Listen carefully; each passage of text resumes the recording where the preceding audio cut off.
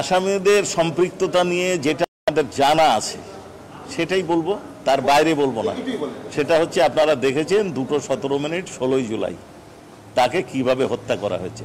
সে বুক চিতিয়ে দাঁড়িয়েছিল, সে কাউকে আক্রমণ করেনি এবং কারা গুলি করেছে সেটাও আপনারা দেখেছেন, কোথা থেকে গুলি হয়েছে সেটাও দেখেছেন, এবং যারা গুলি করেছে তারা আসামি। কে গুলি করেছে সেটাও কি আইডেন্টিফাই করেছে এবং আপনাদেরকে পূর্বে বলা হয়েছে কে তাকে গুলি করেছে। 2 জন তাকে গুলি করেছে সরাসরি, তাদের কথা বলা হয়েছে।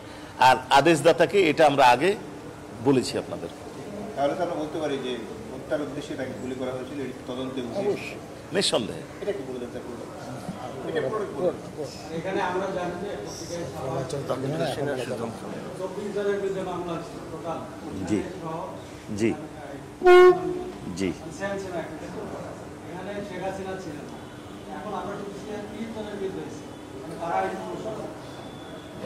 আমি তো আপনাকে বললাম যে ফর্মাল চার্জ কাদের বিরুদ্ধে দাখিল করা হবে সেটা আমরা এই মুহূর্তে আপনাকে বলবো না।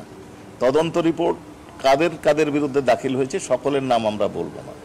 কাদেরকে বলবো, যাদেরকে আপনারা দেখেছেন এবং ইতিমধ্যে ট্রাইব্যুনালে তাদেরকে সোনারেস্ট দেখানো হয়েছে, তাদের নাম তো বলেছে। কারা?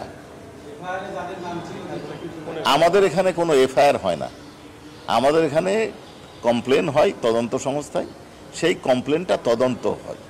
এইখানে কমপ্লেনের যিনি কমপ্লেন করেছেন তার নামও আপনাদেরকে আমরা বলবো না, আইন অনুযায়ী বলতে এটা প্রিভিলেজ ডকুমেন্ট, এটা আপনাদেরকে বলবো না। জি জি, ধন্যবাদ।